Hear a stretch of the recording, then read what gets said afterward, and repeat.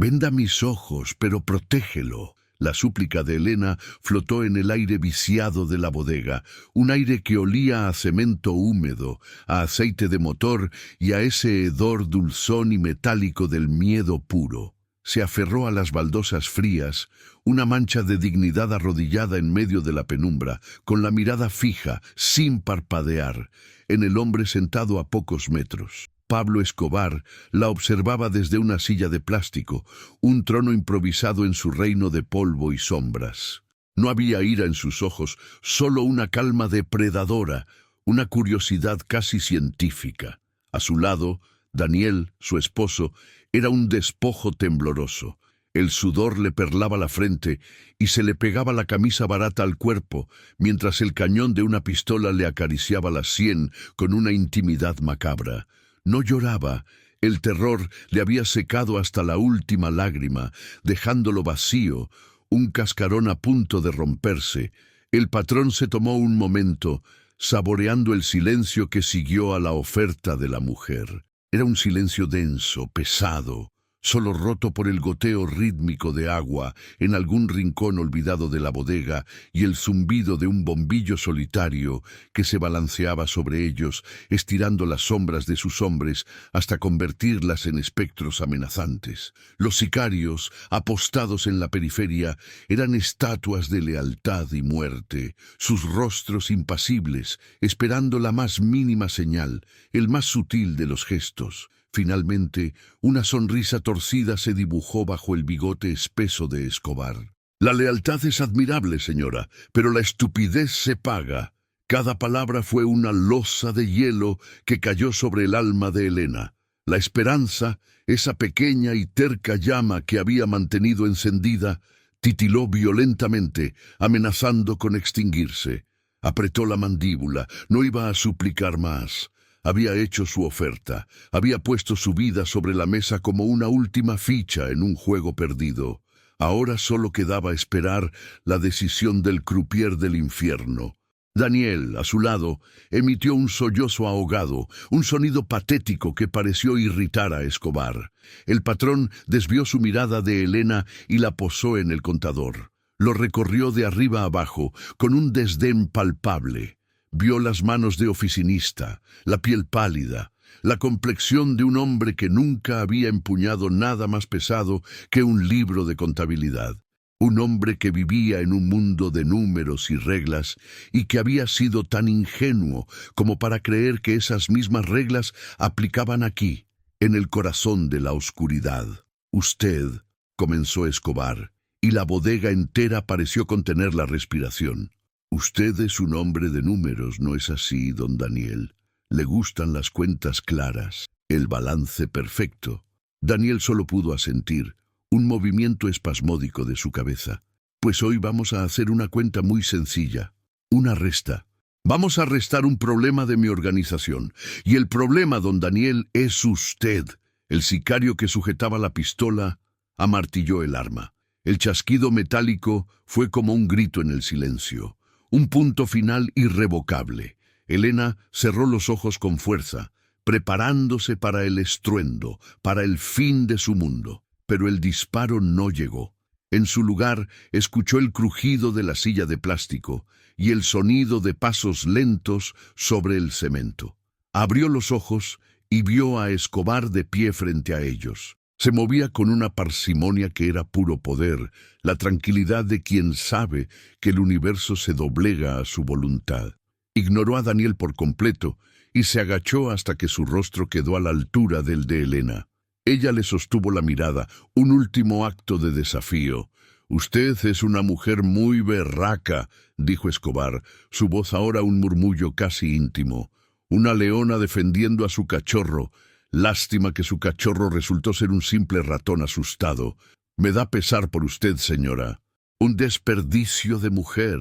Justo en ese momento, cuando el destino de Daniel pendía de un solo gesto, quiero pedirte que si esta historia ya te atrapó, te suscribas al canal, porque lo que Pablo estaba a punto de hacer cambiaría las reglas de la venganza para siempre. Escobar se irguió y le hizo una seña casi imperceptible a uno de sus hombres. El sicario se acercó, pero no se dirigió a Daniel.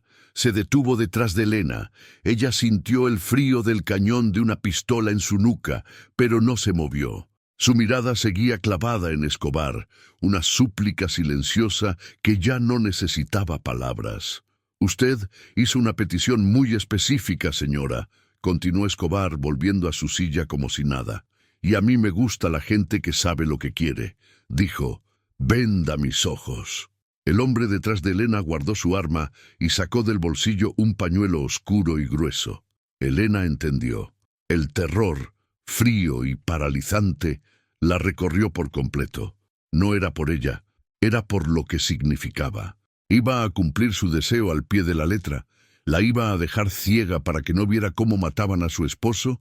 ¿Era esa su retorcida forma de misericordia?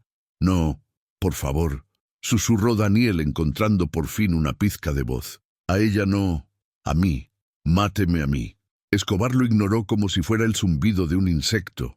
Su atención estaba completamente en Elena, en sus ojos abiertos de par en par, en la lágrima solitaria que por fin escapó y rodó por su mejilla sucia. El sicario desdobló el pañuelo. La tela olía a tabaco y a pólvora. «Siempre cumplo mi palabra, señora», dijo Escobar, y su voz fue lo último que Elena escuchó con claridad antes de que el mundo empezara a oscurecerse. El pañuelo se ciñó sobre sus ojos, apretado, implacable.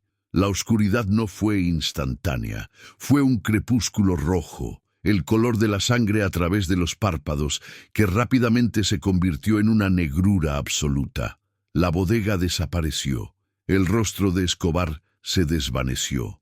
Solo quedaron los sonidos, ahora amplificados por la ceguera. El goteo del agua, el zumbido del bombillo, la respiración entrecortada de su esposo y el sonido de unos pasos que se acercaban a ella.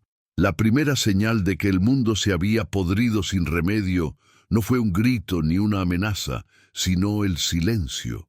Un silencio pesado y antinatural que cayó sobre la pequeña oficina en el centro de Medellín, tan grueso que a Daniel le pareció que podía ahogarse en él. Estaba sentado frente a un hombre al que solo conocía como el Paisa, un tipo de mediana edad con un bigote ralo y unos ojos de reptil que no parpadeaban. Sobre el escritorio de metal, entre ellos, yacía el libro de contabilidad, abierto en la página que Daniel, en su estupidez, había marcado con un pequeño clip, la página del desastre.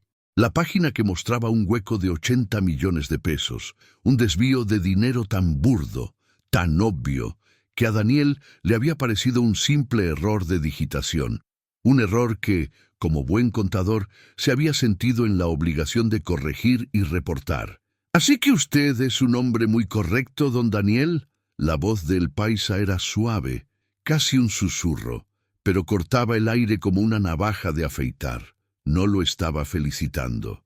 «Yo solo vi la inconsistencia y pensé que era mi deber informarla», respondió Daniel, sintiendo como una gota de sudor frío le resbalaba por la espalda. «El dinero no cuadraba. Es una suma considerable. Alguien está metiendo la mano en la caja». El Paisa se reclinó en su silla, que chirrió en protesta, juntó las yemas de los dedos y observó a Daniel por encima de ellas, con una expresión que mezclaba la lástima y el asco. «Vea, parcero, usted fue contratado para una vuelta muy sencilla, que los números se vieran bonitos, que todo pareciera legal. Su trabajo era maquillar, no auditar. ¿Entiende la diferencia? Usted no es un policía, usted es un pintor, y acaba de coger un cuadro que no era suyo y, en lugar de darle una mano de pintura, le ha echado un baldado de mierda encima». El aire se le escapó de los pulmones a Daniel. La analogía era cruda, pero terroríficamente clara. El miedo, que hasta ese momento había sido una pequeña brasa en su estómago, se convirtió en un incendio. Había pensado que estaba tratando con empresarios un poco torcidos, gente que evadía impuestos, nada más.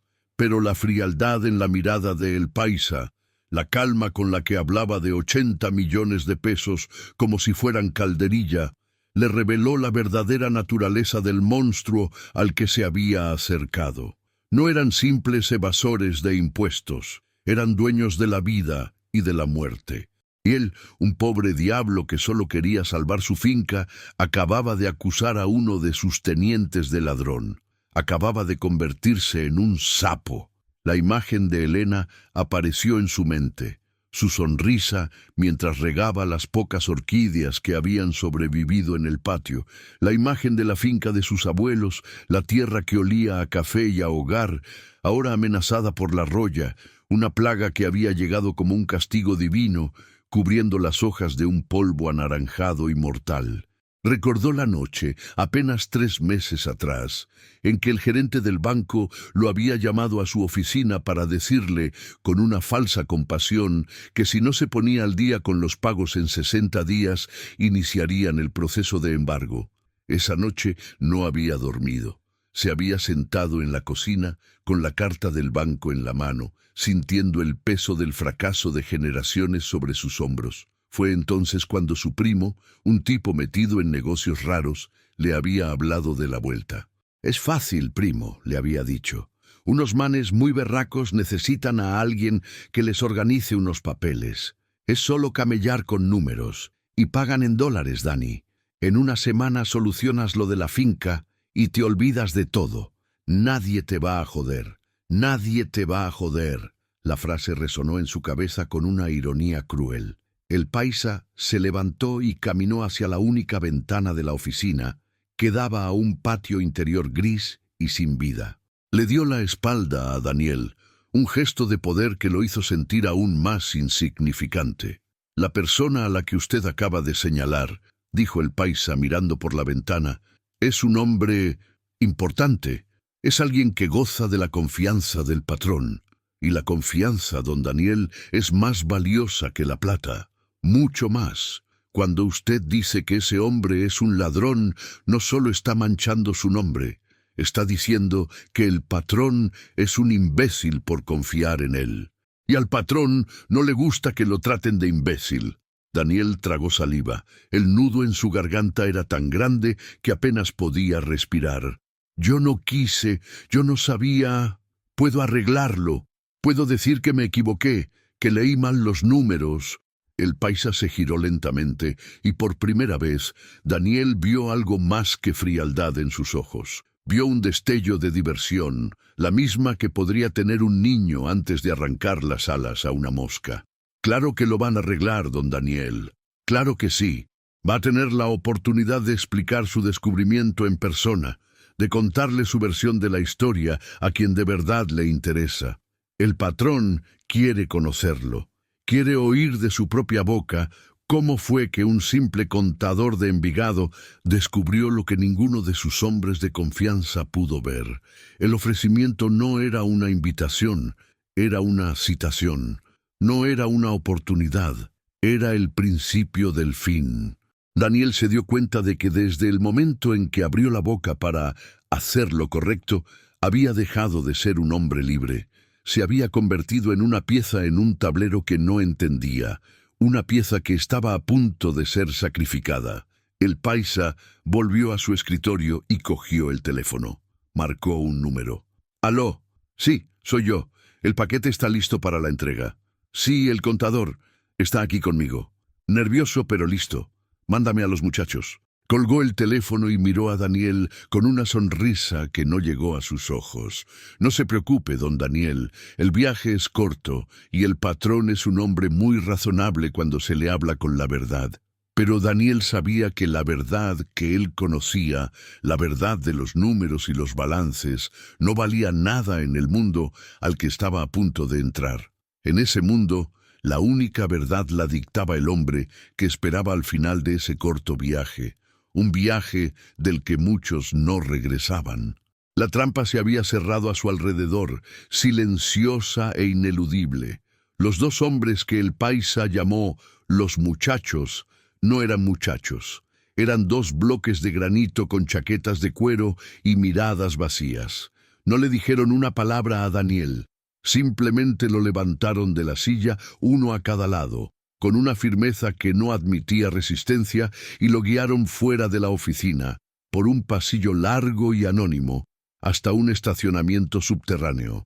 Lo metieron en el asiento trasero de un Renault 4 de color beige, un carro tan común en las calles de Medellín que era prácticamente invisible. Uno se sentó a su lado, el otro en el asiento del copiloto. El conductor ya estaba esperando. El viaje comenzó en silencio, un silencio que zumbaba con peligro. Daniel miraba por la ventana, viendo cómo las calles familiares de su rutina diaria se transformaban en un laberinto ajeno. El carro no se dirigía hacia las zonas opulentas del poblado, donde imaginaba que vivían los grandes capos, sino que descendía hacia el vientre de la ciudad, hacia los barrios industriales cerca del río, un laberinto de bodegas de ladrillo rojo, talleres mecánicos y chimeneas que escupían un humo denso y gris. Cada giro del carro era una vuelta de tuerca en su estómago. Trató de memorizar la ruta, de buscar puntos de referencia, pero el miedo era una niebla que lo confundía todo. El hombre a su lado olía a sudor rancio y a cigarrillo piel roja. No lo miraba, pero Daniel sentía su presencia como un peso físico, una promesa de violencia contenida. Después de lo que pareció una eternidad, el Renault se desvió por un camino de tierra lleno de baches y se detuvo frente a una inmensa bodega de aspecto abandonado. Las puertas metálicas, oxidadas por la lluvia y el tiempo, se abrieron con un chirrido agónico, revelando una oscuridad cavernosa. Lo sacaron del coche con la misma eficiencia silenciosa y lo empujaron adentro. El lugar olía a herrumbre y a químicos. Lo llevaron a una pequeña habitación lateral, amueblada únicamente con una silla de metal y una mesa coja. «Espere aquí», dijo uno de los hombres, y la palabra «espere» sonó como una condena. Cerraron la puerta y Daniel escuchó el sonido de un cerrojo pesado corriendo. Se quedó solo en la penumbra. El tiempo se estiró, se volvió pegajoso. Cada minuto era una hora. Escuchaba ruidos lejanos, el eco de voces, el arrastrar de objetos pesados, una risa grave que le heló la sangre. Se imaginó a Elena en casa, preparando la cena, preocupada por su tardanza. Pensó en llamarla, pero le habían quitado el reloj y la billetera al subir al carro. Estaba completamente aislado, borrado del mundo. La desesperación comenzó a devorarlo. ¿Por qué no había escuchado a su primo? ¿Por qué había creído que podía nadar en un pantano y salir limpio? La puerta se abrió de golpe, sobresaltándolo. No eran los matones de antes. El hombre que entró era diferente. Vestía una camisa de seda colorida, desabrochada hasta la mitad del pecho, para mostrar una gruesa cadena de oro. Tenía una sonrisa perezosa y unos ojos crueles. Daniel lo reconoció de inmediato por las fotos que había visto en algunas carpetas. Era el Chupo, el teniente cuyas cuentas no cuadraban. Así que este es el ratoncito de biblioteca que sabe contar tan bien, dijo el Chupo, cerrando la puerta a sus espaldas. Se acercó a Daniel, invadiendo su espacio personal, obligándolo a encogerse en la silla. Me dicen que encontraste un problemita en mis números. Yo solo reporté lo que vi, tartamudeó Daniel. El Chupo soltó una carcajada. ¿Reportaste? ¿A quién le reportaste? Sapo de mierda. Creíste que te iban a dar una medalla por honesto. Escúchame bien, Gadejo. En esta empresa, la lealtad vale más que 80 millones, y tú acabas de demostrar que no tienes ni una gota. La mano del Chupo voló y le abofeteó la cara. El golpe fue seco, humillante. La cabeza de Daniel se estrelló contra la pared. El sabor metálico de la sangre llenó su boca. Aquí tienes dos caminos, contador, siseó el Chupo agarrándolo por el cuello de la camisa y levantándolo ligeramente de la silla. El camino fácil. Vas a salir allá afuera y le vas a decir al patrón que te equivocaste, que leíste mal, que los números te confundieron, que eres una hueva para tu trabajo. Te vas a tragar tu orgullo y tu honestidad, y desde hoy vas a trabajar para mí. Cada número que yo te diga que pongas, lo pones. Y calladito. ¿Y el otro camino?, preguntó Daniel con un hilo de voz, aunque ya sabía la respuesta. El otro camino es que te quedes con tu verdad, que te hagas el berraco y le digas al patrón que yo le estoy robando. Es un camino muy corto. Termina aquí mismo, en esta bodega, y para que no te sientas solo le pedimos a tu mujercita, a Elena, que venga a hacerte compañía. He oído que es muy bonita. Sería una lástima. Ese fue el momento, el punto de no retorno. La mención de Elena lo cambió todo. La amenaza ya no era solo contra su vida, sino contra la de ella. Ir a la policía era impensable. Sería firmar la sentencia de muerte de ambos. Callar y obedecer a El Chupo era convertirse en su esclavo, vivir una vida de terror y complicidad, sabiendo que en cualquier momento podría decidir deshacerse de él. En ese abismo de opciones imposibles, a Daniel solo le quedó una apuesta, la más loca y desesperada de todas: apelar a la cima de la cadena alimenticia. Se aferró a la idea absurda de que un rey, por muy cruel que fuera, querría saber de un traidor en su corte. Era una lógica de oficina aplicada al cartel más sanguinario del mundo. Era la lógica de un hombre ahogándose que se agarra a una navaja. Levantó la vista y miró a El Chupo a los ojos. Le diré al patrón la verdad. La sonrisa de El Chupo se desvaneció. Su rostro se convirtió en una máscara de furia helada. Mucha malparida hueva, masculló. No dijo más. Se dio la vuelta, abrió la puerta y le hizo una seña a los hombres que esperaban afuera. Los dos matones entraron, agarraron a Daniel por los brazos con una fuerza brutal y lo arrastraron fuera de la habitación, con los pies apenas tocando el suelo. Lo llevaron por un pasillo oscuro, hacia una luz brillante al final. Daniel escuchó más voces, vio la silueta de más hombres armados. Su corazón latía con la fuerza de un animal enjaulado. Lo empujaron a través de una última puerta y lo lanzaron al suelo. Cayó de rodillas sobre el cemento frío y polvoriento, parpadeando para acostumbrarse a la luz de un único bombillo que colgaba del techo. Cuando sus ojos se enfocaron, lo vio. Sentado en una silla de plástico, como un rey en un trono de miseria, estaba Pablo Escobar. El cemento era áspero y frío bajo sus rodillas. Daniel levantó la cabeza lentamente, y el mundo se redujo a la figura sentada frente a él. Pablo Escobar no parecía un monstruo. Parecía un profesor de historia de pueblo, con su pantalón de pana, su camisa ancha y su barriga incipiente. Pero sus ojos lo contenían todo. Eran tranquilos, casi perezosos, pero detrás de esa calma había un poder absoluto, una capacidad de dar vida o de quitarla con el mismo gesto indiferente con el que se espanta una mosca. A su derecha, de pie, estaba El Chupo, con una expresión de triunfo mal disimulado. El juicio había comenzado. «Así que usted es Daniel», dijo Escobar. No era una pregunta. Su voz era grave y con el acento paisa marcado, la voz de un campesino que se había convertido en rey. «El contador estrella. Me dice El Chupo que usted cree que él es un ladrón». Daniel temblaba tanto que apenas podía hablar. Cada fibra de su ser le gritaba que hiciera lo que El Chupo le había ordenado, que se retractara, que se humillara, que pidiera perdón por su incompetencia. Pero entonces vio la mirada de El Chupo, una mirada llena de desprecio y crueldad, y supo que ese camino también era una muerte lenta.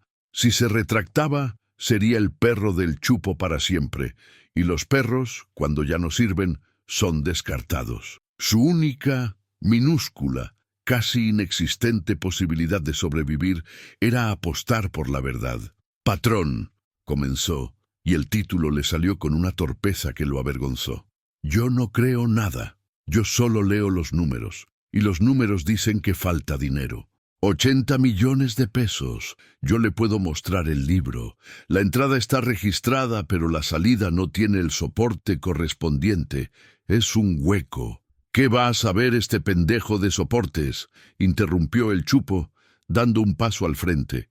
Este tipo es un simple tenedor de libros de pueblo. Seguro se enredó con los decimales. O peor, patrón, ¿quién nos asegura que no es un sapo, un infiltrado de Cali o del gobierno para venir a meter cizaña entre nosotros? Escobar levantó una mano, un gesto mínimo que silenció a el Chupo de inmediato. Siguió mirando a Daniel, impasible. «Muéstreme», ordenó. Uno de los sicarios le empujó el libro de contabilidad a Daniel por el suelo. Con manos temblorosas, lo abrió en la página marcada y lo deslizó de vuelta. Escobar no se movió. Uno de sus hombres recogió el libro y se lo sostuvo abierto. El patrón lo miró por un largo rato, sus ojos recorriendo las columnas de cifras. Daniel no podía respirar. Era un contador enfrentándose al capo más grande del mundo, y su única arma eran un lápiz y un balance de cuentas. «El hueco existe», dijo Escobar finalmente, sin levantar la vista del libro. Un sudor helado recorrió la espalda de Daniel. Por un segundo, un delirante segundo, pensó que había ganado. Pensó que la lógica había prevalecido. «Pero este no es el problema, Daniel», continuó Escobar cerrando el libro. «El Chupo ha estado conmigo desde que vendíamos cigarrillos de contrabando. Ha recibido más de una bala por mí. Su lealtad vale mucho más que 80 millones. El problema real aquí es que usted, un desconocido, un aparecido, ha venido a mi casa a decirme que uno de mis hombres más leales es un traidor. Usted ha creado una situación muy incómoda». Escobar hizo una seña a un hombre apostado junto a una puerta lateral. La puerta se abrió, y el corazón de Daniel se detuvo. Empujada por dos hombres, con el rostro pálido de terror y los ojos desorbitados por la confusión, estaba Elena. Llevaba puesto el delantal con el que seguramente estaba cocinando, manchado de salsa de tomate. La habían sacado de su casa, de su cocina, y la habían traído al infierno. Cuando sus ojos se encontraron con los de Daniel, arrodillado y golpeado en medio de la bodega, un gemido de angustia escapó de sus labios. «Daniel, ¿qué es esto? Déjenlo en paz», gritó, intentando zafarse de los hombres que la sujetaban. «Ve, Daniel», dijo Escobar con una calma aterradora. «Los problemas siempre se hacen más grandes. Ahora su encantadora esposa está aquí y está muy preocupada por usted». El mundo de Daniel se derrumbó por completo. La apuesta había fallado de la forma más catastrófica posible. No solo no se había salvado, sino que había arrastrado a Elena con él. El Chupo lo miraba con una sonrisa sádica. Había ganado. Escobar hizo otro gesto. Uno de sus hombres se acercó a Daniel, sacó su pistola y, con un movimiento lento y deliberado, la amartilló. El sonido del percutor fue la sentencia final. Daniel la miró. Vio el pánico en sus ojos, el amor desesperado. Y toda su fuerza, su estúpida apuesta por la verdad, se desvaneció, se quebró. Las lágrimas que había contenido brotaron sin control, mientras el cañón del arma le rozaba la sien. Iba a morir frente a ella, y todo por un error, por la ingenua creencia de que se podía ser un hombre honesto en el reino de los demonios. Fue entonces, en ese instante, en que la muerte era ya una certeza fría sobre su piel, cuando la voz de Elena cortó el silencio tenso como un cuchillo.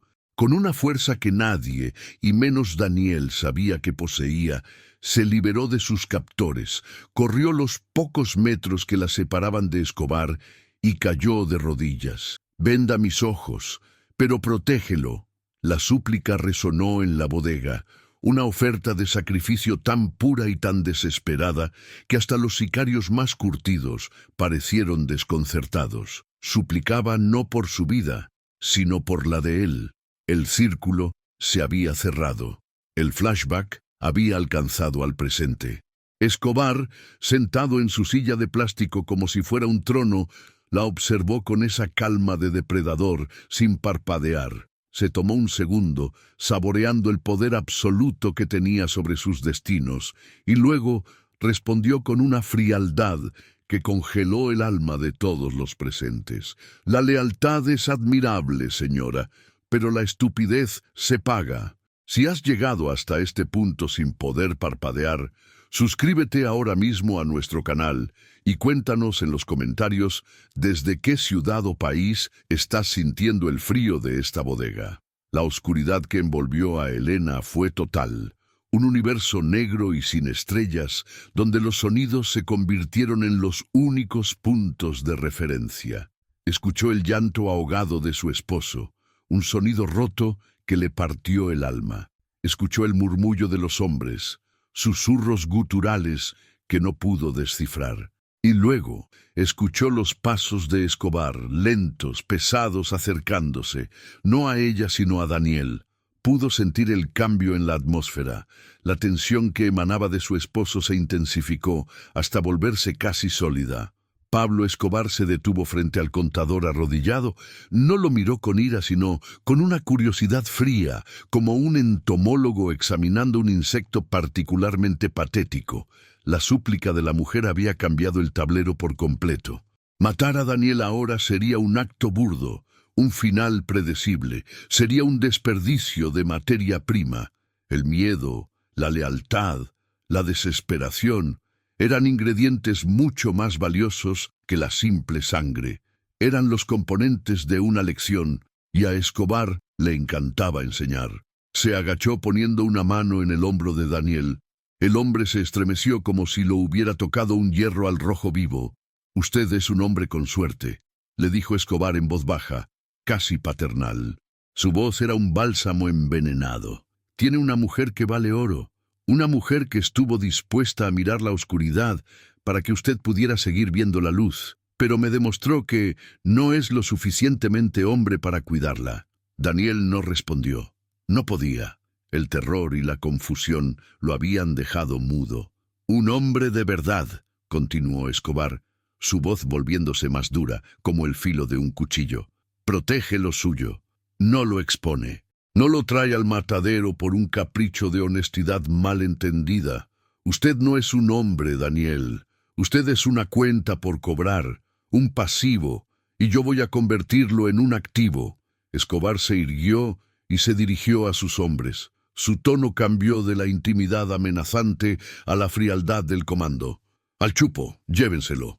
Quiero que pase la noche en el cuarto frío, sin agua, que piense en la diferencia que hay entre ser valiente y ser una hueva. Mañana hablaremos con él». Los hombres agarraron a El Chupo, cuyo rostro pasó del triunfo a la incredulidad y luego al pánico. Intentó protestar, balbucear una defensa, pero una mirada de Escobar fue suficiente para sellarle los labios. Se lo llevaron arrastrando, y su salida marcó un cambio de poder tan sísmico como un terremoto. El mensaje era claro. La lealtad era todo, pero la estupidez y la arrogancia que ponían en riesgo el sistema eran imperdonables. Luego, Escobar se volvió hacia la pareja. «A la señora quítenle la venda», ordenó. La luz repentina fue un golpe para Elena. Parpadeó, desorientada, sus ojos buscando instintivamente a Daniel. Lo vio, todavía de rodillas, temblando pero vivo. Un torrente de alivio la recorrió, tan intenso que casi la hizo caer. Escobar se acercó a ella. «A usted no le haré daño», le aseguró con una sonrisa torcida que no transmitía ninguna calidez. «Cumplí mi palabra, pero desde hoy su marido trabajará para mí, aquí, en mis oficinas. Tendrá un buen sueldo, una buena casa, la casa que ustedes elijan. Podrán salvar su finquita y comprar 10 más si quieren. No les faltará nada». Parecía una oferta generosa, una segunda oportunidad. Pero Elena vio la trampa en sus ojos, vio las paredes invisibles de la jaula que estaba construyendo a su alrededor. «¿Y cuál es el precio?», preguntó Elena, su voz firme a pesar del temblor de sus manos. Escobar sonrió de verdad por primera vez, una sonrisa de genuina apreciación por la inteligencia de la mujer. «El precio es su lealtad, señora. la lealtad de su marido. Él se encargará de mis números, pero no de los números bonitos, los de las empresas fachada. Se encargará de los números de verdad, de cada peso que entra y cada peso que sale. Será a mis ojos en mi propia contabilidad. Y usted, señora, usted será la garantía. La sentencia cayó sobre ellos, más pesada que cualquier bala. No era una liberación, era una cadena perpetua. Ustedes no volverán a su casa de Envigado, continuó Escobar, dictando los términos de su nueva vida. A partir de mañana vivirán en un apartamento en el poblado, uno de los míos, con vigilancia, por su seguridad, claro está. Daniel vendrá a trabajar conmigo todos los días, y usted, señora, podrá salir a hacer sus compras, a visitar a sus amigas, pero siempre habrá alguien cerca, cuidándola. Si su marido comete un solo error, si un solo número no cuadra, si tan solo piensa en volver a ser un sapo, la primera en pagarlo será usted. ¿Fui claro? Elena miró a Daniel. En sus ojos vio la derrota total, el alma de un hombre que acababa de ser demolida. Él viviría, sí, pero viviría cada segundo de cada día, sabiendo que la vida de ella, el amor de su vida, era la espada de Damocles que pendía sobre su cabeza. Era un castigo de una crueldad psicológica exquisita. No los mató, les quitó la vida. «Llévenlos», ordenó Escobar finalmente, dándoles la espalda como si ya fueran un asunto resuelto. «Denles la suite de invitados en la finca, que coman bien, que duerman en una buena cama. Mañana empieza su nueva vida». Mientras sus hombres los levantaban y los guiaban hacia la salida, Daniel, por fin, se atrevió a hablar. «¿Por qué?», susurró, la pregunta dirigida a la espalda del hombre que acababa de convertirse en su dueño y señor. Escobar se detuvo, pero no se giró. «Porque usted me recordó algo importante, Daniel», dijo, su voz resonando en la bodega vacía, «que la lealtad de un hombre se mide por lo que está dispuesto a perder. Y usted, gracias a su maravillosa esposa, acaba de demostrarme que tiene demasiado que perder como para volver a fallarme». Mientras Daniel y Elena eran instalados en una jaula de oro en las colinas del poblado, el Chupo era arrojado al infierno. No un infierno de fuego y gritos, sino uno de frío, silencio y hormigón. El cuarto frío no era una celda de tortura en el sentido tradicional.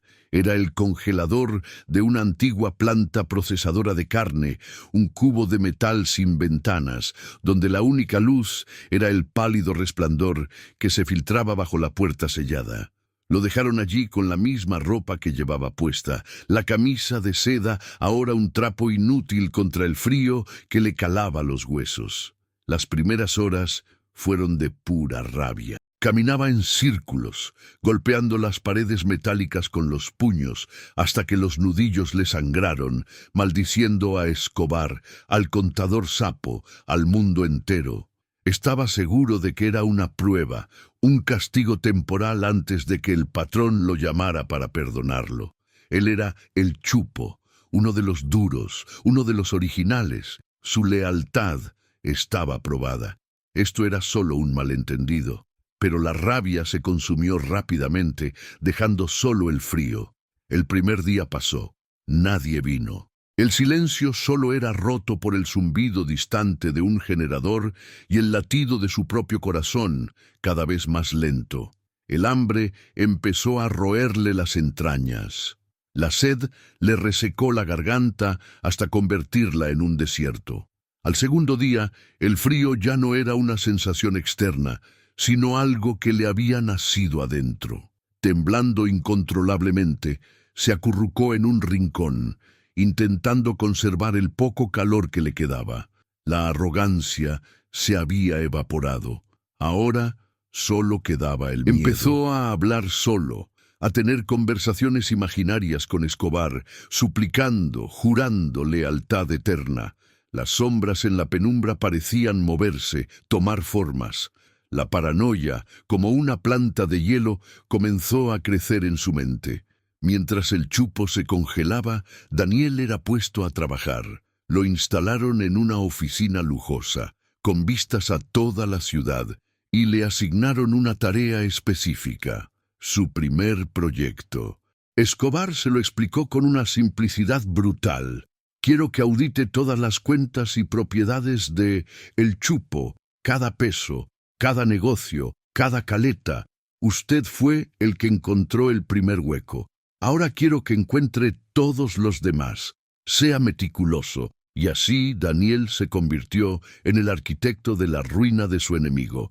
No sentía placer en ello. Cada cifra que cuadraba, cada propiedad que descubría, cada desvío que documentaba, era un ladrillo más en su propia prisión. Trabajaba con una eficiencia febril, impulsado por el miedo.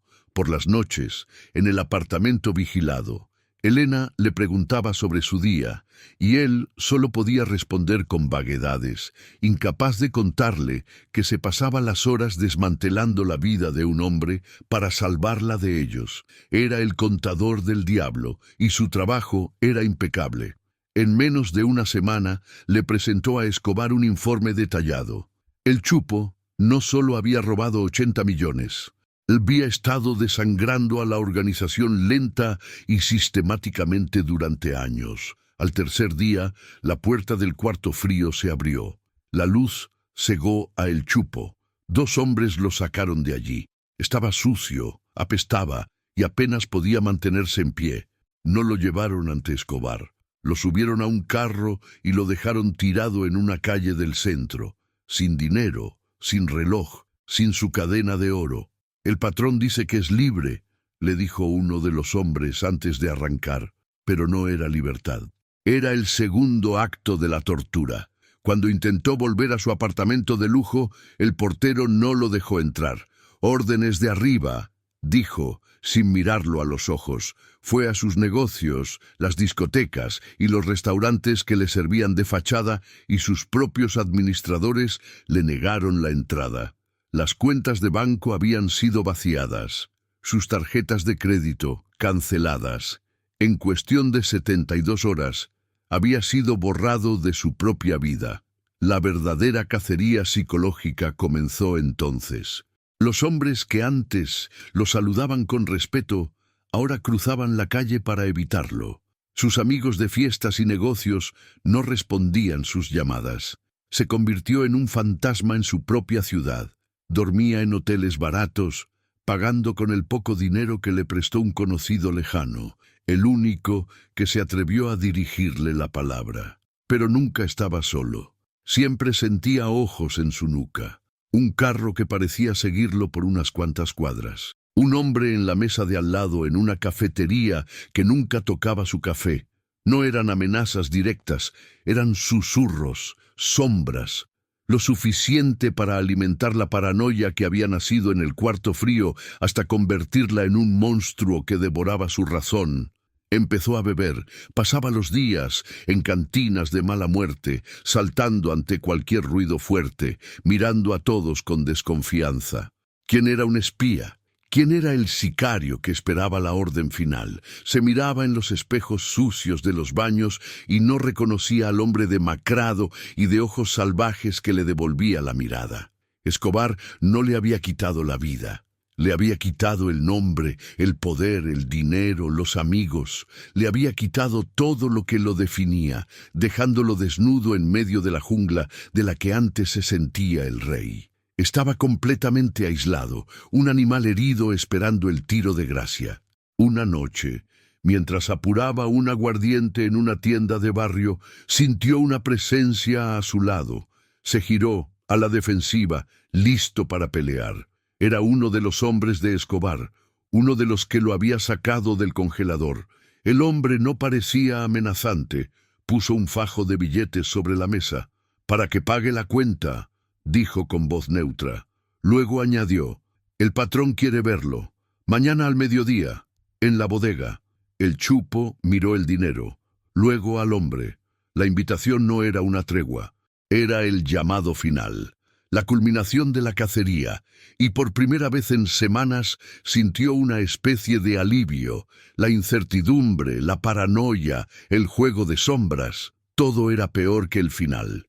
El Chupo caminó hacia la bodega bajo el sol del mediodía, que le castigaba la nuca y le hacía hervir el aguardiente de la noche anterior en el estómago. Cada paso sobre el camino de tierra era un esfuerzo. No era el miedo a la muerte lo que le pesaba en las piernas, sino el agotamiento de un alma que había sido cazada hasta la extenuación. Conocía el protocolo. Sabía que esta era la última reunión. Entró por las mismas puertas metálicas oxidadas, y la penumbra del interior lo recibió como una tumba. Al principio no vio a nadie. Luego, sus ojos se acostumbraron y las figuras emergieron de las sombras. Estaban los sicarios de siempre, apostados en las paredes, inmóviles como gárgolas. Y en el centro, sentado en la misma silla de plástico, como si nunca se hubiera movido de allí, estaba Pablo Escobar. Pero esta vez no estaba solo. De pie, a unos pasos detrás de él, tieso como un poste y con el rostro pálido como el de un muerto, estaba el contador, Daniel. Sus miradas se cruzaron por un instante. No hubo odio en los ojos de Daniel, solo un vacío insondable. En ese cruce de miradas, el Chupo entendió la perfecta y retorcida simetría del plan del patrón. «Acérquese, Chupo», dijo Escobar, con la voz tranquila de quien comenta el estado del tiempo. «Siéntese, tenemos que conversar». Un sicario le puso una silla de metal enfrente, tan cerca que sus rodillas casi se tocaban con las de Escobar. El Chupo se sentó. El chirrido del metal contra el cemento fue el único sonido. «Usted y yo nos conocemos hace mucho tiempo», comenzó Escobar, juntando las manos sobre su barriga.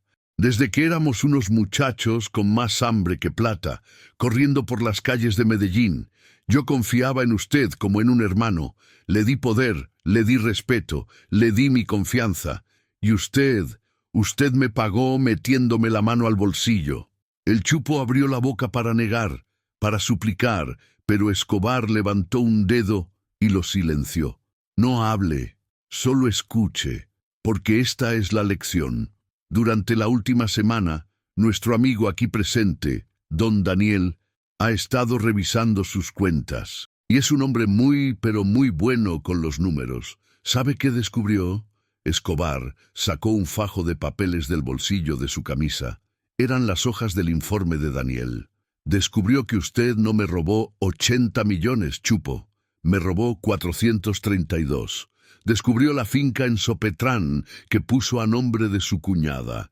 Descubrió los 2 apartamentos en Miami que registró a través de una empresa fantasma en Panamá. Descubrió el dinero que desviaba de los laboratorios inflando los costos de los químicos. Descubrió cada peso, Chupo.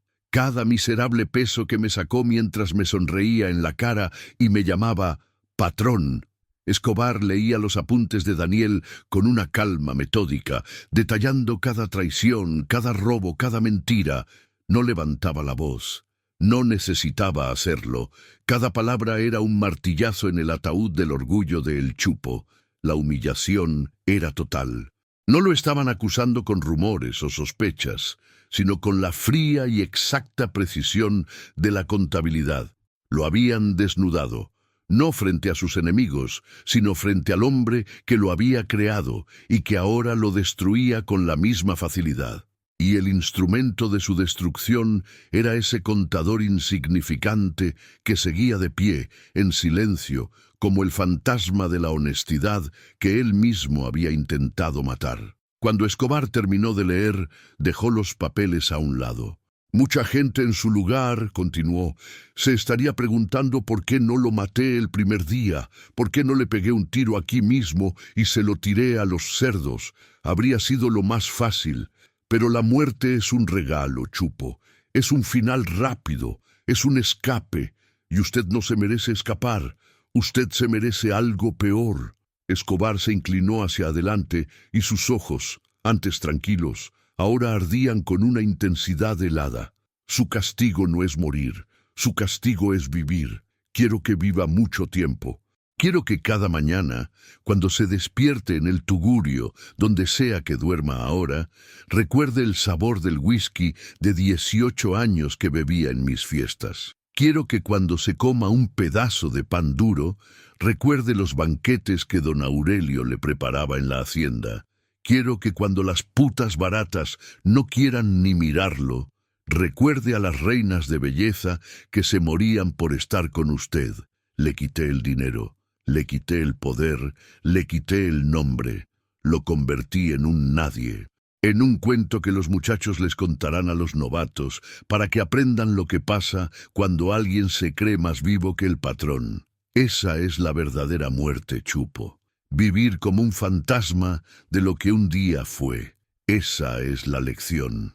El silencio que siguió fue absoluto. El Chupo ya no sentía nada, ni miedo, ni rabia.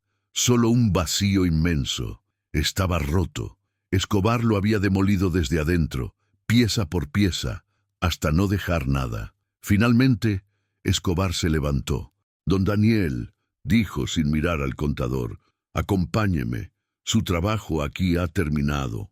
Escobar empezó a caminar hacia la salida, seguido por Daniel como una sombra. Se detuvieron junto a el Chupo, que seguía sentado con la mirada perdida en el suelo. Escobar puso una mano en el hombro de Daniel. «Agradézcale, Chupo», dijo Escobar. «Agradézcale a don Daniel. Por su culpa, nuestra organización es hoy un poco más limpia. Él hizo el trabajo que usted era incapaz de hacer». El Chupo levantó la vista. Miró el rostro pálido del contador, y con los últimos restos de su voluntad, movió los labios. «Gracias», susurró. Fue el golpe de gracia, la humillación final. Agradecer al hombre que había provocado su caída, al hombre cuya vida había tenido en sus manos. Escobar asintió, satisfecho. «Puede irse, Chupo. La lección ha terminado». Se dio la vuelta y se fue, con Daniel siguiéndolo de cerca. Los sicarios se apartaron para dejarles paso. El Chupo se quedó solo en medio de la bodega, un hombre al que le habían quitado todo, incluso su propia muerte. La puerta de la bodega se cerró a espaldas de El Chupo, y el rectángulo de luz del mediodía se encogió hasta desaparecer, dejándolo de nuevo en la penumbra. Pero esta vez la oscuridad no era una amenaza, era un refugio. Se quedó sentado en la silla de metal, no sabía cuánto tiempo, escuchando el eco de sus propias ruinas. El gracias que le había susurrado al contador fue la última palada de tierra sobre su tumba. No había sido un agradecimiento, había sido una rendición, la aceptación de que había sido superado, no por la fuerza, no por las balas, sino por un hombre con un libro de contabilidad. Cuando finalmente se levantó, sus piernas se movían como las de un anciano. Salió de la bodega y el sol lo golpeó como un enemigo. La ciudad, su ciudad, se extendía ante él como un territorio extranjero. Ya no era su coto de caza, era el desierto de su exilio. Empezó a caminar sin rumbo, un barco a la deriva sin timón ni puerto. Los rostros de la gente que pasaba eran manchas borrosas, los ruidos de los carros, los gritos de los vendedores, todo le llegaba como desde el fondo de un pozo. Los primeros días fueron un descenso rápido. El poco dinero que le habían dado se esfumó en aguardiente y en cuartos de hotel que olían a desinfectante y a soledad. Intentó buscar trabajo, pero su nombre, que antes abría todas las puertas, ahora las cerraba con un portazo. Nadie quería contratar a un hombre marcado por Escobar. Nadie quería ni siquiera ser visto con él. La noticia de su caída se había regado por Medellín como un virus, una fábula con moraleja contada en voz baja en los cafés y las cantinas. ¿Oíste lo del Chupo? Se creyó muy vivo y el patrón lo borró del mapa sin disparar un solo tiro. Pronto, el dinero se acabó por completo. Y con él se fueron los techos, por muy mugrientos que fueran. La calle se convirtió en su hogar. Dormía en los portales del centro, cubriéndose con periódicos, compartiendo el frío del asfalto con otros despojos de la ciudad. El hombre que había vestido con seda italiana ahora vestía harapos. El que comía langosta ahora buscaba en la basura. Pero el hambre física no era nada comparada con el hambre de su orgullo perdido. Su mente, torturada por el alcohol barato y la falta de sueño, empezó a traicionarlo. Veía espías en cada esquina. Escuchaba el nombre de Escobar en el susurro del viento. A veces, en sus delirios, se veía a sí mismo de nuevo en la cima, dando órdenes, rodeado de mujeres y de respeto. Se despertaba de esos sueños con un grito ahogado, encontrándose en un callejón apestoso, y la caída era cada vez más dolorosa. Se convirtió en una figura conocida en el centro, el loco Chupo, el fantasma que hablaba solo, que a veces se reía a carcajadas sin motivo y otras veces lloraba como un niño. La gente se apartaba a su paso. Los niños le tiraban piedras. Ya nadie lo veía como una amenaza, ni siquiera como un hombre. Era un monumento andante a la ira silenciosa del patrón. Una tarde, mientras llovía a cántaros, se refugió bajo el toldo de una panadería. El olor a pan caliente le recordó a su infancia, a una vida que ya no parecía la suya. Vio su reflejo en el cristal mojado de la vitrina. Vio a un hombre flaco, barbudo, con los ojos hundidos en cuencas oscuras, la mirada vacía de un animal que ha sufrido demasiado. No se reconoció. El Chupo, el hombre que había sido, estaba muerto. Solo quedaba ese cascarón, esa ruina que llevaba su antiguo nombre. Un carro elegante, un Mercedes-Benz negro, se detuvo junto a la acera. La ventanilla trasera bajó. Dentro vio a una mujer con gafas de sol y un pañuelo de seda. Era Elena. A su lado, al volante, estaba Daniel. No lo miraban con odio, ni siquiera con lástima. Lo miraban con una especie de distancia, como quien mira una tragedia antigua en un museo. Daniel no dijo nada. Elena sacó un billete de su cartera, uno grande, y se lo tendió a un niño de la calle que estaba cerca. «Dáselo a ese señor», le dijo en voz baja. El niño corrió, le entregó el billete a El Chupo y salió corriendo. El Chupo miró el billete en su mano sucia. Era más dinero del que había visto en meses, pero no era un acto de caridad. Era el punto final. Era la prueba definitiva de su derrota. El hombre al que él había querido destruir ahora le daba limosna desde un Mercedes. El carro arrancó y se perdió en la lluvia. El Chupo se quedó allí, de pie, con el billete empapándose en su mano, mientras las lágrimas, por primera vez desde su caída, se mezclaban con el agua que le corría por la cara. No eran lágrimas de tristeza, eran lágrimas de nada, el vacío absoluto, la ruina completa. La vida de Daniel y Elena se convirtió en una obra de teatro perfecta representada en un escenario de lujo. Vivían en un apartamento inmenso en el poblado, con ventanales que ofrecían una vista panorámica de Medellín, un tapiz de luces que por las noches parecía una promesa de poder y de vida. Tenían todo lo que el dinero podía comprar: ropa de diseñador, comida gourmet, un Mercedes-Benz en el garaje. Salvaron la finca de sus abuelos. De hecho, podrían haber comprado el valle entero. Pero cada mañana, Daniel se ponía un traje caro y salía a trabajar, y la puerta de su hogar se convertía en la reja de una celda. Y Elena se quedaba sola, rodeada de lujos, pero prisionera de una sola idea: que su existencia era la garantía de la obediencia de su esposo. Daniel se transformó. El hombre nervioso y de principios morales que había entrado en la bodega desapareció, reemplazado por una máquina de calcular fría y eficiente. Se convirtió en el contador personal de Pablo Escobar, el único hombre que tenía una visión completa del imperio financiero del cartel. Su mente para los números, que antes usaba para balances modestos, ahora movía millones de dólares a través de continentes, lavando, invirtiendo, escondiendo. Los otros tenientes del cartel lo respetaban, pero sobre todo le temían. No porque fuera violento, sino porque sabían que era los ojos y los oídos del patrón en las finanzas. Era intocable, un sacerdote en el templo del dinero, pero su rostro siempre tenía la misma expresión ausente, la mirada de un hombre que había vendido su alma y que ni siquiera recordaba para qué.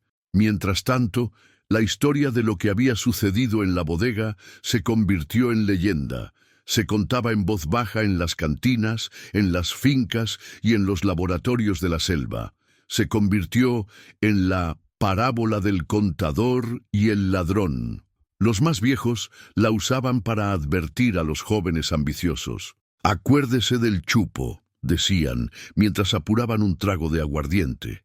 Ese man era un berraco, uno de los duros, y el patrón no necesitó ni una bala para acabarlo.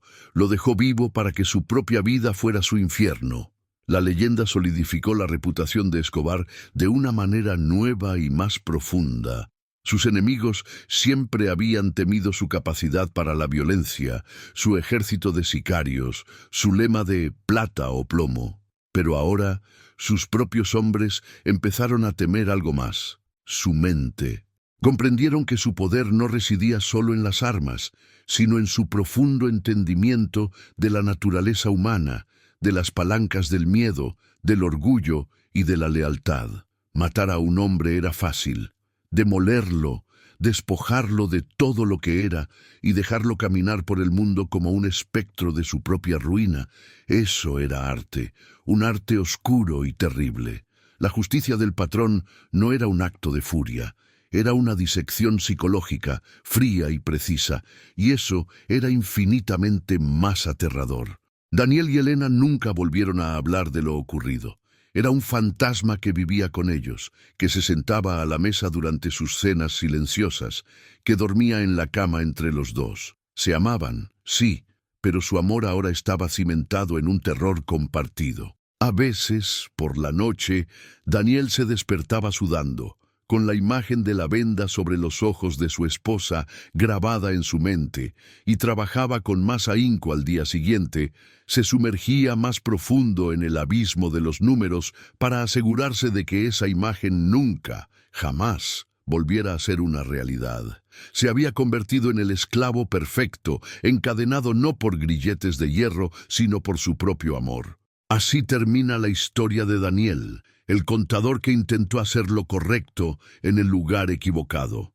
La historia del chupo, el teniente que aprendió que hay destinos peores que la muerte. Y la de Elena, la mujer cuya lealtad se convirtió en el acero de la jaula más sofisticada jamás construida. Historias como esta, salidas de las entrañas de una época violenta, nos recuerdan que las peores prisiones no siempre tienen barrotes. A veces están hechas de seda y de oro. A veces las construye uno mismo con las mejores intenciones. Si estas crónicas que exploran los rincones más oscuros del alma humana te mantienen al borde de tu asiento, suscríbete a nuestro canal para no perderte ninguna. Y cuéntanos en los comentarios desde qué parte del mundo nos estás viendo. La pregunta que queda flotando en el aire es inevitable. ¿Quién recibió el peor castigo? ¿El chupo, que lo perdió todo y fue reducido a la nada? ¿O Daniel, que lo ganó todo a cambio de convertirse en nada? Piénsalo bien. La respuesta define la delgada línea entre la vida y la existencia.